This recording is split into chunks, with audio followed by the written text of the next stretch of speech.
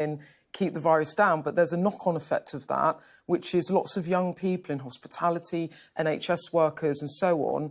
People might be off work when they're needed in work. OK, well, we'll see if Boris Johnson, the Prime Minister, can make sense of it all when he faces questions. Do stay with us. They're getting ready in the House of Commons. In a moment, we will bring you at noon Prime Minister's questions.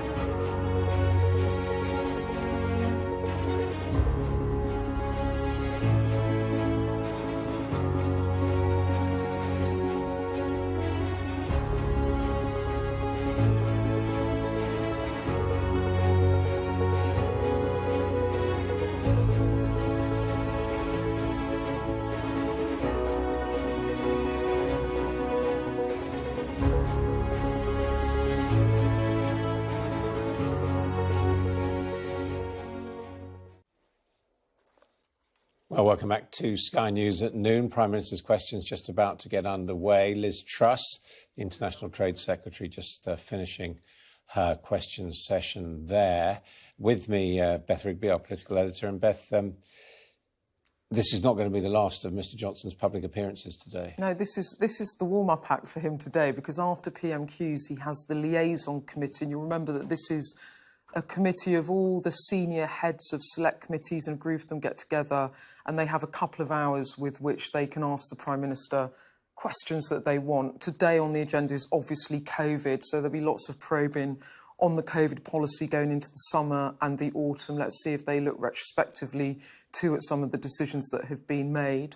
And also there's going to be questions around COP. That's the big climate change summit in November in Glasgow. That we Here he is, Mr Johnson on his feet. I bet he's going to talk about football as well. Absolutely. We remember the 52 innocent people who lost their lives and those who were injured, and pay tribute to the city's emergency services for their heroic response. Mr Speaker, I'm sure the whole House will wish to join me in sending condolences to the family and friends of Sislin Faye Allen, who died earlier this week. She was the UK's first black female police officer, and she served in the Metropolitan Police. Mr Speaker, I'm sure colleagues will also want to join me in wishing the England football team the best of luck for tonight's semi-final against Denmark. This morning I had meetings with ministerial colleagues and others, and in addition to my duties in this House, I shall have further such meetings later today. John Macklin. Thank you, Mr Speaker. Prime Minister, we hear a great deal in this place about the rule of law and injustice. Can the Prime Minister tell me what he's going to do about the injustice that my constituents in Falkirk, indeed families up and down the UK, are facing every day because of the retrospective loan charge that is fast turning into the next post office scandal? The hounding by HMRC, clearly out of control, accountable to no one, has managed to hoodwink, mislead his own Treasury ministers. And now, according to the head of HMRC, the retrospective loan charge appears to be without any legal basis or justification. Therefore, will the Prime Minister accept this matter needs further and immediate investigation? Mr Speaker, I'm acutely aware, as I think all colleagues are around the House, of the pain suffered by those who entered into loan charge schemes, and I think alas, that they were misguided to do so. But I think that the line taken by the Treasury, I'm afraid, is right on this. Let's go to John Stevenson. John. Thank you, Mr Speaker. Prime Minister, there is more that unites us than divides us is very true of the United Kingdom. However, improved connectivity is vital to ensuring we remain united. The government's recent interim connectivity review has suggested some improvements. If this is really going to happen, then improvements must be made to the A75, the A69 and to the extension of the Borders Railway. Does the Prime Minister support such investment, and what is the timescale for such investment? Prime Minister. I thank my honourable friend for his excellent question. I think he should not have too long to wait for the final recommendations from Sir Peter Hendy about the A75 and other great features of union connectivity which this government hopes to support. But we've already agreed £5 million from the UK and the Scottish governments to support the extension of the Edinburgh-Tweedbank Borders Railway to Carlisle. We now come to the Leader of the Opposition, Keir Starmer. Thank you, Mr Speaker. Can I join the Prime Minister in his remarks about the 7/7 anniversary? I remember where I was on that day and will never forget it. I'm sure that's the same for everybody, and we will never forget all those affected, especially the family and friends of all those who died. Can I join the Prime Minister in his comments about Faye Allen as well, and also about football, and wish the very best of luck to the England football team this evening? I'm sure the whole country, with the possible exception of the Conservative MP for Ashfield, will be watching this evening and cheering England on. Mr Speaker, can I also extend a special welcome to the new member for Batley and Spen? And will members opposite forgive me if I just turn round to look at the new member for Batley and Spen as she sits there on these benches beneath the plaque to Jo Cox, her sister. And that's a special and emotional moment for all of us on these benches. And I think for everybody across this House, it takes incredible courage and bravery to stand in that constituency and to sit on these benches beneath that plaque. Mr Speaker, we all want our economy to open and to get back to normal. The question is whether we do it in a controlled way or a chaotic way. The Health Secretary told the House yesterday that under the government's plan, infections could go as high as 100,000 a day. Now, a number of key questions fall from that. First, if infections reach that level, 100,000 per day, what does the Prime Minister expect the number of hospitalisations, deaths and the number of people with long COVID will be in that eventuality? Prime Minister. Mr. Speaker, there are a number of projections and they're available from the SPI-M graphs, but it's certainly true, Mr. Speaker, that we are seeing a wave of cases because of the Delta variant. But scientists are also absolutely clear that we have severed the link between infection and serious disease and death. And currently there are only a 30th of the deaths that we were seeing at an equivalent position in previous waves of this pandemic. And that has been made possible thanks to the vaccine rollout, the fastest of any European country. And I think what people would like to hear from the party opposite, because I wasn't quite clear from that opening question, is whether or not they support the progress that this country is intending to make on July the 19th or not, Mr. Speaker. He says it's reckless to go ahead. Does that mean he's opposing it? Starmer. Mr. Speaker, we know that the link between infection rates and deaths has been weakened, but it hasn't been broken. And the Prime Minister must, and he certainly should know the answer to the question that I asked him. That he won't answer it here in the House hardly inspires confidence in his plan. Mr. Speaker, let's be clear why infection rates are so high. Because the Prime Minister let the Delta, or we can call it the Johnson variant, into the country.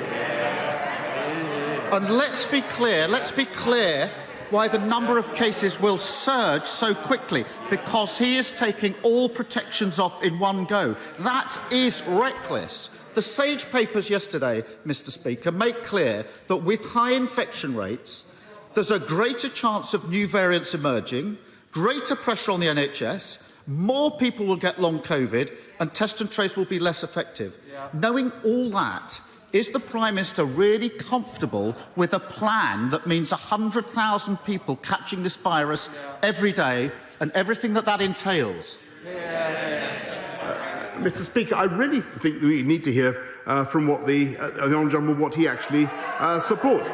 We will continue with a balanced and reasonable approach. And I've given the reasons. This country has rolled out the fastest vaccination programme anywhere in Europe. The vaccines provide more than 90% protection against hospitalisation, both of them, Mr. Speaker. By the 19th of July, we will have vaccinated every adult will have been offered one vaccination. Everybody over 40, Mr. Speaker, will have been offered two vaccinations. That is an extraordinary achievement. That's allowing us to go ahead. Now, last week, Mr. Speaker, or earlier this week, he seemed to support opening up, getting rid of the 1 metre rule. He seemed to support getting back into nightclubs and getting back into pubs without masks, Mr. Speaker.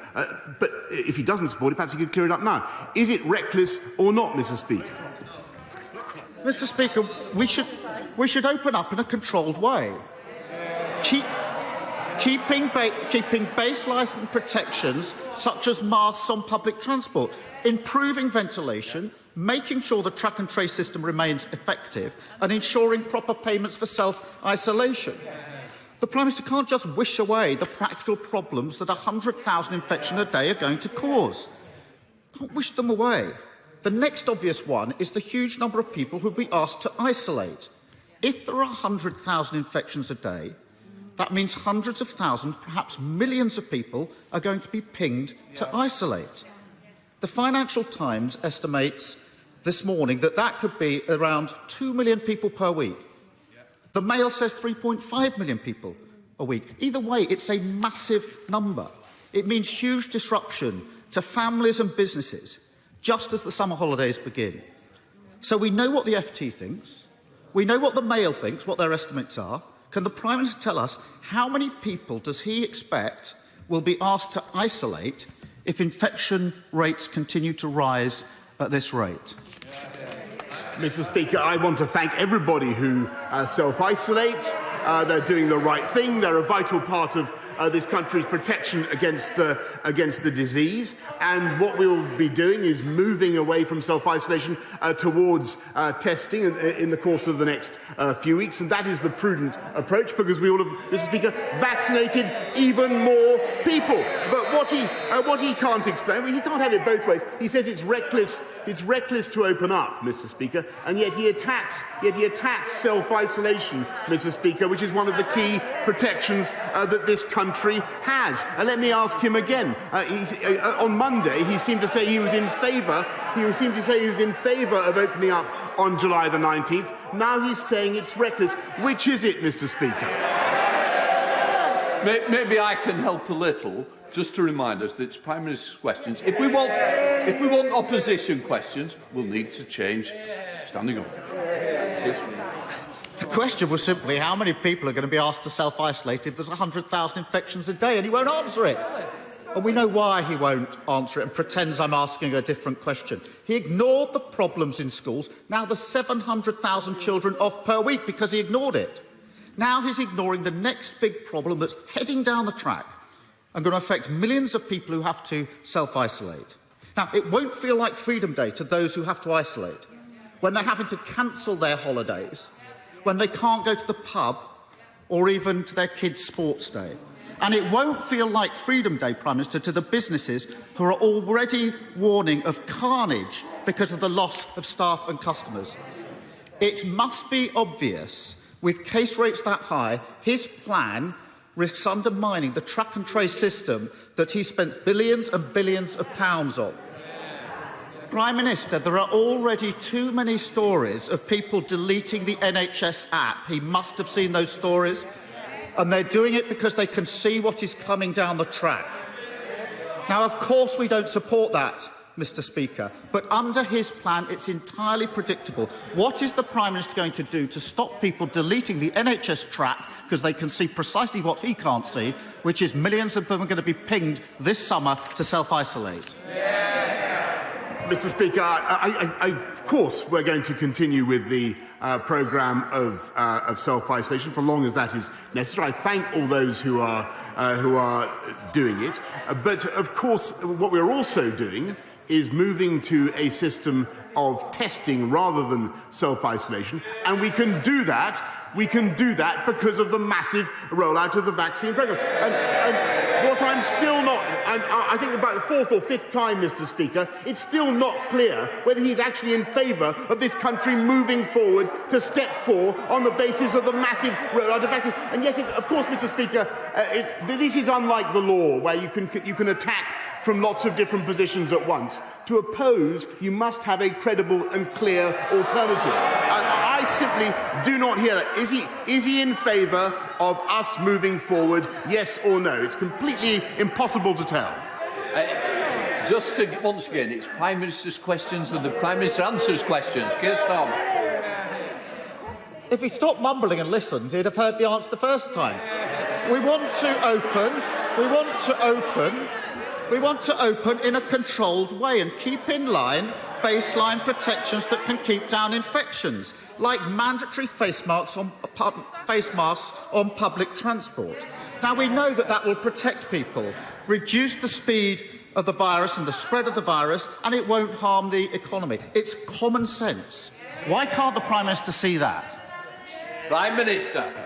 Of course, Mr. Speaker, we can see that it's common sense for people in confined spaces to wear a face mask out of respect and courtesy to others, such as on the tube. But what we're doing, Mr. Speaker, is cautiously, prudently moving from legal diktat to allowing people to take personal responsibility for their actions. And that is the right way forward, Mr. Speaker. And I must say that if really that is the only difference between us, if he supports absolutely everything else, so opening pubs, opening nightclubs, getting rid of the 1 metre rule, getting people back to work, and it's all about whether the difference between making face masks mandatory or advisory on the tube. If that is the only difference between us, Mr. Speaker, then that is good news. But I'd like to hear him clarify that. Mr. Speaker, he agrees it's it's common sense because it protects the public, but he won't make it mandatory. It's ridiculous. It's clear what this is all about. He's lost a health secretary, he's lost a by-election, and he's getting flack from his own MPs. So he's doing what he always does, crashing over to the other side of the aisle, chasing headlines and coming up with a plan that hasn't been thought through. We all want restrictions lifted, we want our economy open, and we want to get back to normal. But we've been here too many times before. Isn't it the case that once again, instead of a careful, controlled approach, we're heading for a summer of chaos and confusion? Minister. No, Mr. Speaker, is the answer to that. These are difficult decisions. They need to be taken in a balanced way, and that's what we're doing. And throughout the pandemic, to do all these things, frankly, Mr. Speaker, takes a great deal of drive and it takes a great deal of leadership to get things done. And if we'd followed his advice, Mr. Speaker, if we'd followed his advice, we would still be in the European Medicines Agency, and we would never have rolled out the vaccines as fast. If we'd followed his advice, Mr. Speaker, we would never have got schools open again with all the damage to kids' education. And frankly, Mr. Speaker, if we listened to him, we would not now be proceeding cautiously, pragmatically, sensibly to reopen our society and our economy and give people back the chance to enjoy the freedoms they love. We're getting on with taking the tough decisions to take this country forward, Mr. Speaker. We vaccinate, they vacillate. We inoculate, Mr. Speaker, while they're invertebrate. Thank you, Mr. Speaker. Last week I visited Penketh South Primary School in Warrington to talk to Year 6 children about how we can generate cleaner energy in the future. Does the Prime Minister agree with me that as well as backing electric vehicle production in the North West, there's a great opportunity to shift towards low-carbon hydrogen by providing support for projects such as HyNet Northwest, which by 2030 will secure thousands of green jobs in the North West, as well as by cutting emissions to the same level as taking 4 million cars off the roads? Yes, Mr. Speaker, I believe that the North West, in addition to the rest of this country, can be a world leader, will be a world leader in hydrogen technology, and I think the HyNet project is an excellent example. We've already put 45 million into supporting the HyNet project, kick-starting our hydrogen capture and storage, and I thank him for his support. We now come to the Leader of the SNP, Ian Blackford. Thank you, Mr. Speaker, and can I wish England all the best for the football match tonight against Denmark, and I associate myself with the remarks of the Prime Minister on the tragedy of the bombing of 7/7 that we all remember so vividly. And also, Mr. Speaker, yesterday was the 33rd anniversary of the Piper Alpha disaster, where 167 people cruelly lost their lives. And our thoughts are very much with the friends and family that are still grieving over the terrors of that event. And finally, before I move on, this is also Srebrenica Memorial Week, and we should be remembering those that have suffered at genocide, whether that be in Bosnia, in the Holocaust, in Rwanda and many other places. And perhaps the Prime Minister will meet with me to discuss how we can help the Srebrenica charity here in the UK. Mr. Speaker, this week the Tory government introduced its so-called Electoral Integrity Bill. In reality, the bill is designed to do anything but increase the integrity of our elections. It is a solution in desperate search of a problem that simply does not exist. What the bill will do is to impose for the first time Trumpian voter ID laws in the UK. The Electoral Reform Society says it could lead to voter disenfranchisement on an industrial scale. Disenfranchising people from working-class communities, BME communities and others already marginalised in society, creating barriers to vote. Prime Minister, why is this Tory government trying to rob people of their democratic right to vote? Mr. Speaker, what we're trying to protect is the democratic right of people to have a one-person, one-vote system. And I'm afraid that I have personal experience. I remember vividly what used to go on in Tower Hamlets. And I think it is important that we move to some sort of voter ID, and plenty of other countries have it. And I think it's eminently sensible, and people, I think, will be reassured that their votes matter. And that's what this bill is about. Goodness gracious, Prime Minister, come on. There were 34 allegations of impersonation in 2019. This is a problem that does not exist. It is a British Prime Minister seeking to make it harder to vote because it's easier to get re-elected if the government can choose their voters rather than letting the voters choose their government. Mr Speaker, 3.5 million people in the United Kingdom do not have a form of photo ID. 11 million people do not have a passport or driver's licence. These millions of people will be directly impacted by seeing their right to vote curtailed. And it's not just the opposition saying this. Members of the Prime Minister's own party have called his plans an illogical and illiberal solution to a non-existent problem. Mr Speaker, will the Prime Minister withdraw these vote-rigging proposals immediately, or he will continue down the path of being a tin pot dictator? Well, Mr. Speaker, look, I think he's making a bit of a mountain out of a molehill, if I may respectfully suggest. Councils will be under an obligation to provide free photo ID to anybody who wants it, and I do think it reasonable to protect the public in our elections from the idea of voter fraud. Nobody wants to see it. And by the way, I don't think that elections in this country should be in any way clouded or contaminated by the suspicion of voter fraud, and that's what we're trying to prevent. Murray.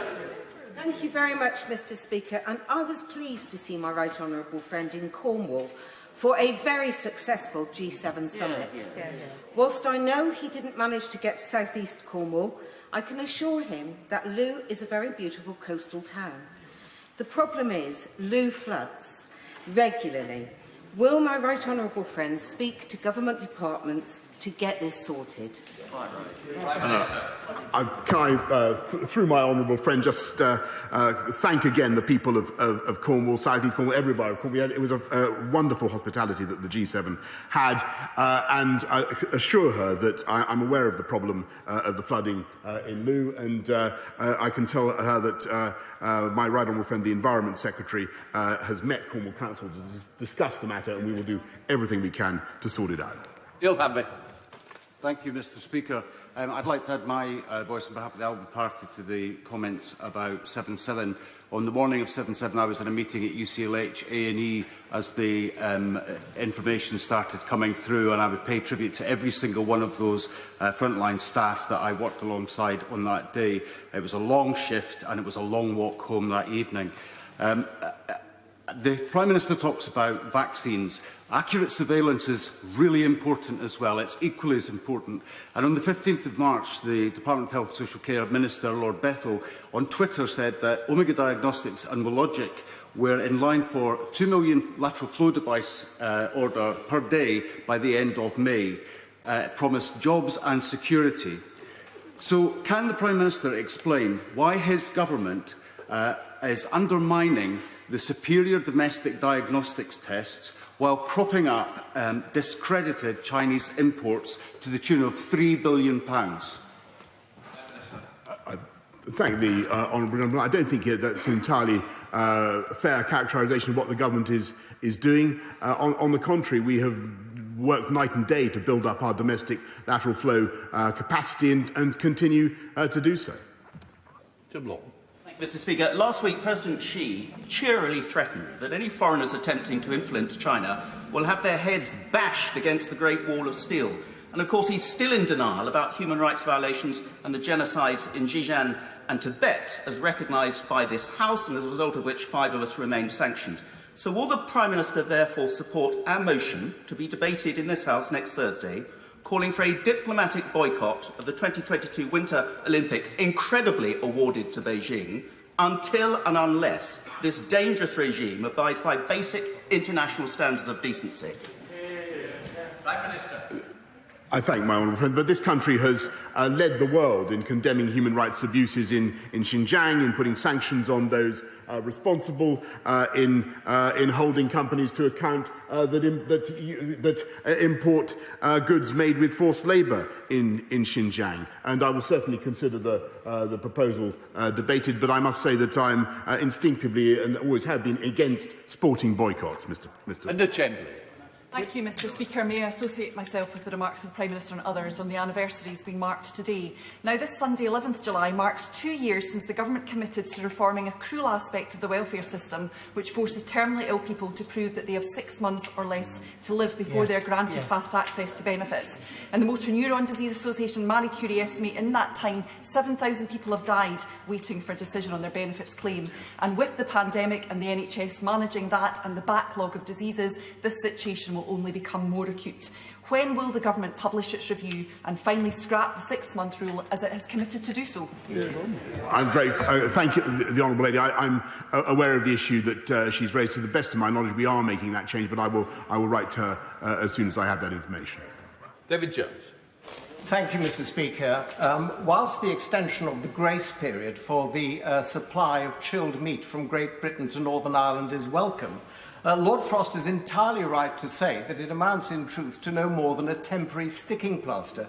So can my right honourable friend please confirm that unless the European Union adopts a more proportionate approach to the application of the Northern Ireland Protocol, this country will do whatever it is necessary, legislative or otherwise, to fix the problem permanently? My right honourable friend is sadly completely right in his analysis. There remain very serious problems in the what I believe is the misapplication, the excessively legally purist application of that deal and of that protocol. And what we are hoping for is some progress from the European Commission, some repairs that I think that they should make to the way this is working. But to echo what he has said, we certainly rule nothing out in our approach. Angela Crawley. Prime Minister, 1 in 4 pregnancies end in miscarriage, and therefore does the Prime Minister agree that parents' grief for this profound loss is not an illness? Therefore, parents should receive formal miscarriage leave rather than resort to sick pay or unpaid leave if their pregnancy miscarriage occurs before 24 weeks. Will the Prime Minister support my private member's bill and introduce paid miscarriage leave for parents? Prime Minister. Well, Mr. Speaker, I sympathise deeply with anybody who's suffered the loss of a baby by miscarriage, of course. And what I can tell her is that we did introduce in 2020 paid parental bereavement leave, but that entitles those who lose a child after 24 weeks of pregnancy to some payment. But of course, nothing I can say, and no payment we could make would be any consolation to those who experience a miscarriage in that way. Thank you, Mr. Speaker. The Serious Fraud Office achieved a rare success in Southwark Crown Court in April with a successful prosecution of GPT special projects, which resulted in £28 million of penalties for corruption. The key whistleblower in this case was my constituent Ian Foxley, without whom the prosecution would never have happened. Yet he's been totally hung out to dry by the Serious Fraud Office, despite 10 years of financial devastation. Does my right honourable friend agree that unless we properly compensate whistleblowers, they simply will not come forward? And would he consider making a payment out of the £28 million received by the HM Treasury to compensate him for his losses? Well, I thank him for his excellent question. I want to thank Mr. Foxley for his whistleblowing, because he has seen justice done. The trouble is we don't normally compensate whistleblowers in the way that he recommends, but I know that my right honourable friend, the Solicitor General, has offered to meet my honourable friend to discuss the matter further. Bell Ribeiro. Thank you, Mr. Speaker. On Monday, we celebrated the 73rd birthday of the NHS, one of the very best things about our country. Now, many of us on this side of the House and our constituents remain committed to protect the fundamental right of universal healthcare free at the point of delivery. But this government remains a constant threat to our public health service. No staff pay rise, a 25% cut in the number of mental health beds, and the widespread sell-off of GP practices like the Edith Cavell surgery in my constituency to American private insurance giant Centene. And also, just to mention, the Health and Care Bill, which will only open the doors for privatisation wider. Why is the Prime Minister continuing to eviscerate our most essential public services? And why won't he listen to the thousands of essential workers who demonstrated on Saturday to end NHS privatisation, end chronic underfunding and understaffing, and keep the NHS public? Mr. Speaker, I don't think with great respect to the lady opposite, member opposite, I don't think I've ever heard a question that was more inversely related to reality. This is a government. That from the beginning invested the biggest amount in the NHS for a generation. Then in the last year we put another £92 billion, Mr. Speaker, into frontline care. We've increased nurses' pay starting pay by 12.8% over the last 3 years. And above all, Mr. Speaker, we're not only building 48 more hospitals, but there are another 59,000 people working in the NHS this year than there were this time last year. This is a government that is putting our NHS first. Let's go to Kate Griffiths. Kate. Thank you, Mr. Speaker. I'm sure the whole House welcomes the fantastic news of Nissan's investment in an electric battery gigafactory in Sunderland.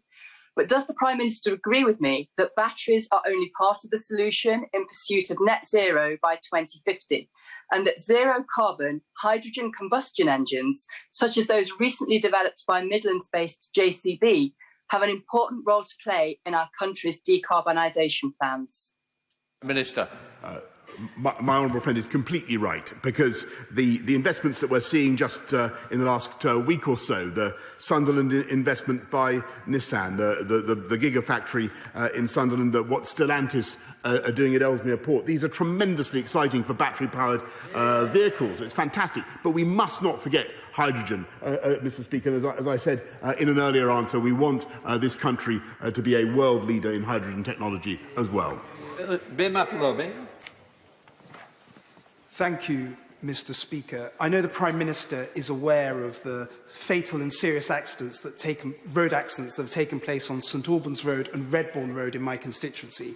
Could the Prime Minister advise the House and advise me on what more the government is doing to improve road safety, not just in the case of fatal accidents, but often where there are serious accidents or near misses, because this is an issue that's of growing concern to many of my constituents and I believe to many across the country? I thank my honourable friend, and he's right to raise this. Although those who've been killed or seriously injured on the roads has been coming down over a long period of time, it is vital that we invest in this. We put another £100 million through the Safer Roads Fund to invest in 50 of the most dangerous stretches on A roads, and I also draw his attention to the Think campaign, which can play a huge role in reducing deaths and serious injuries on our roads. Thank you, Mr. Speaker. To their bitter disappointment, and despite the assurances given during the Fire Safety Bill that it would do so, the Building Safety Bill published on Monday does little to help the hundreds of thousands of leaseholders who right now face financial ruin as a result of the building safety crisis. My question to the Prime Minister is a simple one. Why is his government seemingly intent on failing to honour the commitments given to those leaseholders and members of this House by refusing to legislate to fully protect all the blameless victims of this scandal?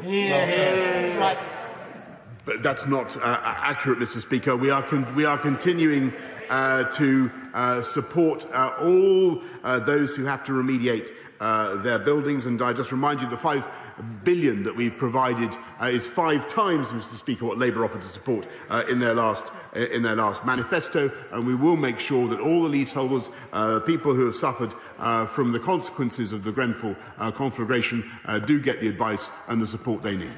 Right. Thank you, Mr. Speaker. My right honourable friend will recognise the huge service done by independent hospices to those at the end of their lives, to their families and to the NHS, because these people would likely otherwise be in hospital. He will also understand the huge impact that the COVID pandemic has had on the fundraising capacity of these hospice charities. So can I ask him to consider carefully and personally the case that is being made by independent hospices for greater government support for their clinical costs, costs which, if they were no longer there, would undoubtedly be borne by the taxpayer and by the hard-pressed NHS? Prime Minister. I thank my right honourable friend, and he's totally right to draw attention to the incredible selfless work of hospices up and down the country, charitable hospices. They do receive £350 million of government funding annually. He's right to draw attention to the particular difficulties they've had in fundraising, and that's this year over the pandemic, and that's why they've received an additional £257 million in national grant funding arrangements. Let's go to Imran Hussain. Imran. Mr. Speaker, in January, the Prime Minister promised me that he would listen to the calls of those that the government had excluded from vital support to protect their jobs, businesses and incomes during the coronavirus pandemic. Yet over the last 6 months, many of my constituents are still coming to tell me that they have been shut off and ignored, and millions across the country continue to be excluded. So I have to ask the Prime Minister, why did he give those who have been excluded false hope instead of the support they desperately needed? Mr. Speaker, I thank the honourable gentleman. Of course, I know how tough it has been for millions of people up and down the country. I know how tough it has been for business. But that's why this government put in an extraordinary £407 billion to support jobs and livelihoods across the country throughout the pandemic. And the single most important thing we can do now for the individuals, for the families that he represents and that he's rightly talking about today, is to help our country to get back on its feet by cautiously opening up in the way that we are on July the 19th, if we can take that step, which I very much hope that we will. I hope that it may command the support, if not of the Leader of the Opposition, then at least of him. Thank you, Mr. Speaker. The River Test is one of the finest chalk streams in the world, but since May, diesel has been spilling into the river. What matters most is that the flow is stopped and that there is an effective clean-up. But there are many agencies involved, which has made a coordinated response challenging. Please will my right honourable friend make sure the Environment Agency, Natural England, Southern Water, local authorities and DEFRA are all involved to solve this environmental catastrophe together? I thank my right honourable friend. She's completely right. All those bodies are involved, but the lead agency is the Environment Agency. I know that they're in touch with her, and I must say I have a very high regard for them and for their work.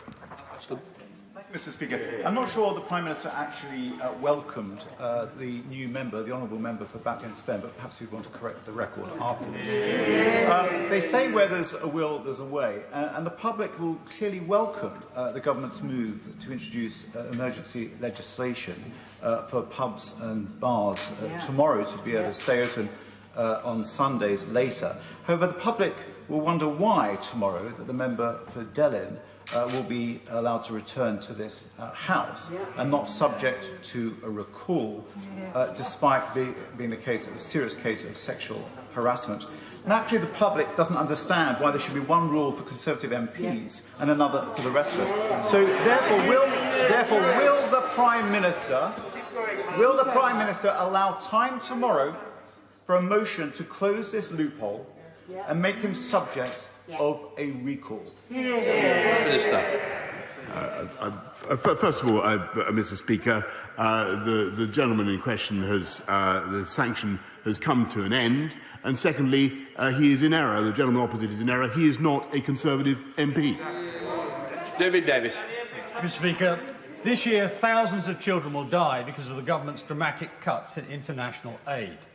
Top lawyers in the country advise us that this policy is unlawful and it's never been presented to this House for approval. When he was previously asked by my right honourable friend for Sutton Coldfield, he suggested that the estimates vote would be the appropriate vote, but that does not allow us to increase the amount of spending on this aid. So I ask the Prime Minister again, when are we going to get a binding vote on the government's aid policy? I'm grateful to my right honourable friend, but I'm assured by my right honourable friend, the Leader of the House, that House was given a chance to vote on this matter on the estimates votes, but mysteriously chose not to. Thank you so much. Mr. Speaker, my grandmother, whom I love dearly, was lying on a hospital deathbed, and none of us were allowed to be there to comfort her in her final moments.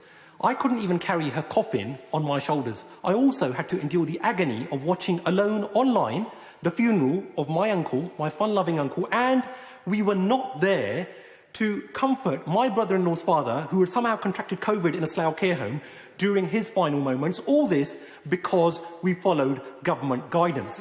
Having experienced such painful personal sacrifices, like many others, imagine our collective disgust when, in order to curry favour with the Prime Minister's chief advisor, we see psychophantic, spineless, hypocritical government ministers lining up to defend the indefensible, saying it's time to move on, with some even having the gall to tell us that they too go for a long drive when they need to get their eyesight tested. What an absolute disgrace, and they should all be thoroughly ashamed of themselves. So when is the Prime Minister finally going to apologise to the nation for not mustering up some courage and integrity, for doing the honourable thing and sacking his chief advisor, who so shamelessly flouted his own government guidance, so that he could have regained that lost public trust and confidence, and he could have demonstrated that it's not one rule for him and his elite chums and another for the rest of us plebs. Well said. It is very emotional, Prime Minister. Perhaps the best thing I can say, Mr. Speaker, is how deeply I think the government, everybody sympathises with those who have gone through the suffering described by the gentleman opposite. And no one can, who hasn't been through something like that, can imagine what it must feel like to be deprived of the ability to mourn properly, to hold the hands of a loved one in their last moments in the way that the honourable gentleman describes. And I know how much sympathy there will be with him.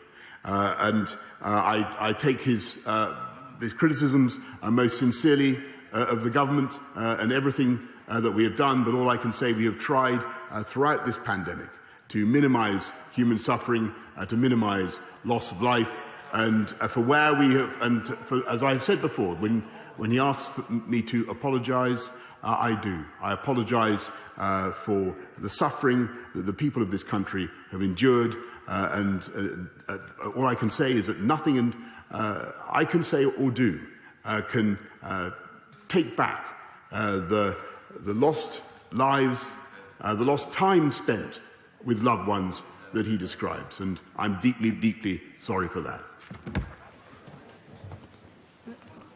Point of order, Samuel Wilson.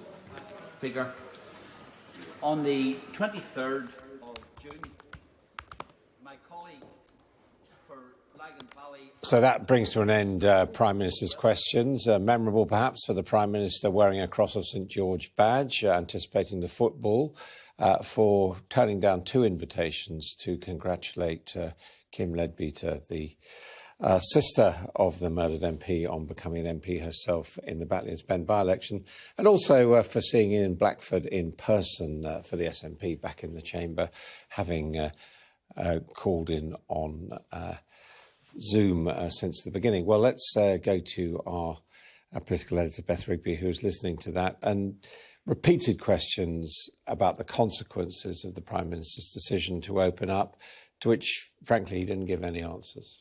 No, and I think what we saw there was really Sir Keir Starmer trying to set what he sees will be the battle lines over the summer, where he is accusing the Prime Minister of opening in a chaotic, reckless way. He is saying Labour would open in a controlled way, although when you actually look at Labour's policy, the only thing that they seem to be disagreeing over is the matter of wearing masks in public transport and shop settings.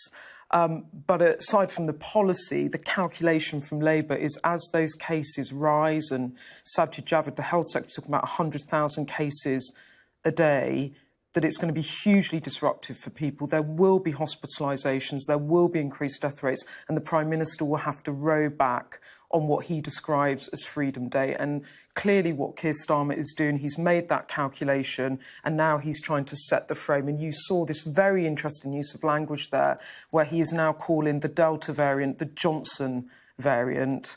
Labour will hope that will stick. The Prime Minister didn't like that much at all. The other thing I thought was interesting about what Boris Johnson said was, as he criticised Keir Starmer for saying, well, do you back us or don't you? He also said that the link between cases and hospitalisations had been severed. That is not what Patrick Vallance said on Monday. What Patrick Vallance said, the Chief Scientific Advisor, were the link had been weakened, but it hadn't been broken. And so this is the big gamble now going into the summer. How big does the third wave become?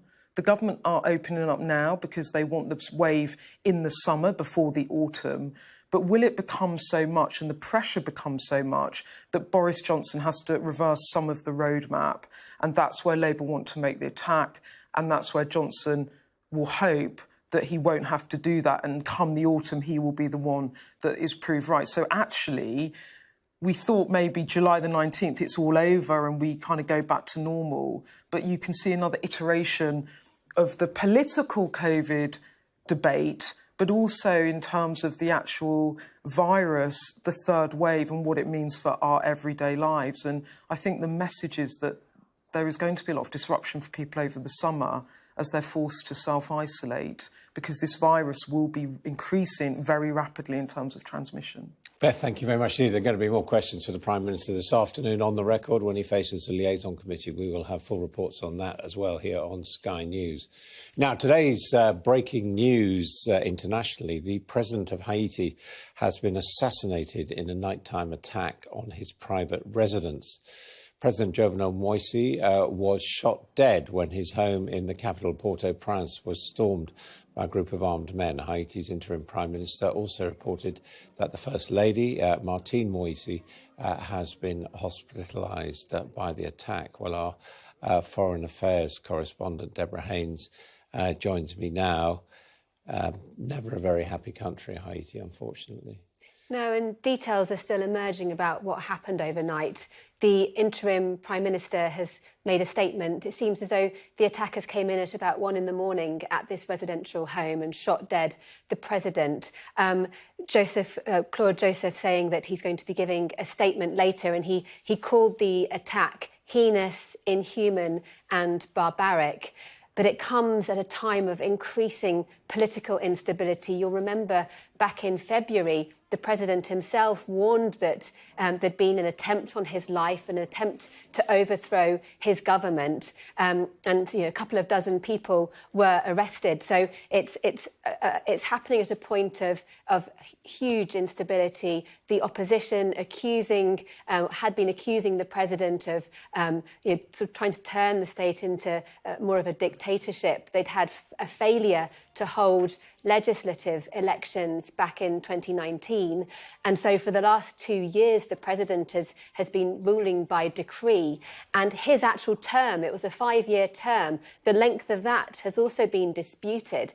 This is a man, if you talk a little bit about the now deceased president, who came into politics in 2015. He'd never been a politician before. He was handpicked by the previous president. He's actually a banana entrepreneur, a banana exporter, a businessman. And in those elections, they were disputed in 2015 into 2016, and he was only actually declared president in February 2017. It's a 5-year term, and he had believed, then his supporters believed, that he should be in office until next year. But his opposition very much thought he should be out already. And that has fueled the anger, the protests that we've seen on the streets, also allegations of corruption. This is a hugely turbulent time anyway, and analysts are very worried about potential further instability. It seems as though there will be this address later on today from the interim Prime Minister, and the security forces will be wanting to try to keep calm and avoid a further escalation. Thank you very much indeed for that update on the situation in Haiti, one of the poorest countries in the world. Deborah Haynes, thank you. You're watching Sky News. Coming up next, can England do it tonight? Why it's too early to write off Denmark.